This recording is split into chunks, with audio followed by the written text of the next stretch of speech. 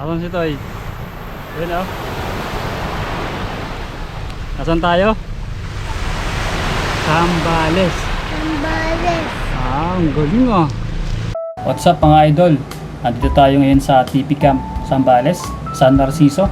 Kakarating lang namin. Pagdating namin, diretso muna kami sa reception area.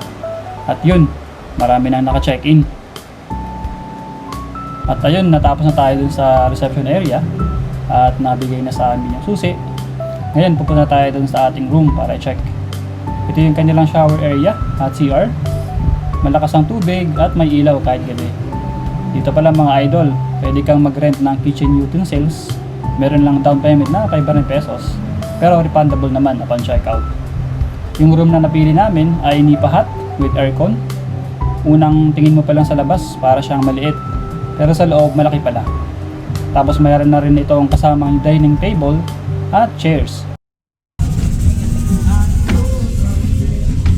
Maluwag pala. Okay. At ayun na nga mga idol, hindi na makatiis ang mga bata. Nagkaya kaagad ng ligo. At ito na yung kanilang beach. Gray sand siya pero malinis at pino yung buhangin. As in kahit wala kang slippers, pwedeng mag-walking. Pati dun sa malalim hindi mabato. Meron din silang naka-duty na lifeguard pero hanggang 6 PM lang ang ligo. Kasi walang naka-duty na lifeguard after 6 PM. Pagdating namin ng hapon mga idol, nagtambay kami sa beach. Inabangan namin yung sunset. At dito mga idol, maraming nang naliligo kasi hindi na mainit. Ang sarap magtambay dito sa tabing dagat.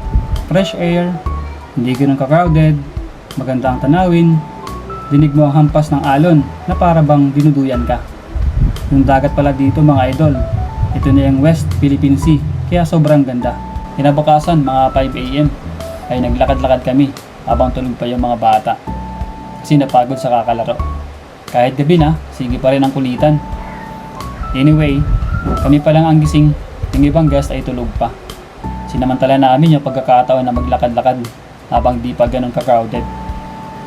Yung campsite pala dito mga idol, ay maganda yung view kahit gabi na. Kasi meron lights at samahan pa ng matataas na pine trees na para bang nasa ibang lugar ka. Nakasama sa amin yung weather kasi pagdating namin dito medyo maulap. Pero ngayon maganda, kitang-kita yung sunrise.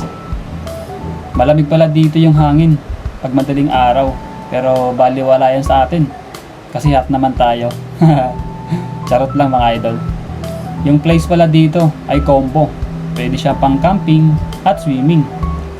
Very unforgettable ang naging experience namin dito. Wonderful experience talaga. At ayun na nga, gising na yung mga bata. Kahit wala pang breakfast, ay nagaya na ito maligo. Nung una ay natatakot sila, pero ngayon hindi na. At ayaw na nga magsiahon. Meron din silang ino-offer na water activities like sasakay sa banana boat at island hopping. Yung mga bata sobrang nag-enjoy. At syempre, pati matatanda. Ayaw na nga magsiahon para daw silang dinuduyan ng alon. Ayun mga idol, it was a great experience na makapunta dito sa TP Camp Zambales, San Narciso. Sobrang nag-enjoy kami. If bago ka sa aking channel, please don't forget to like and subscribe.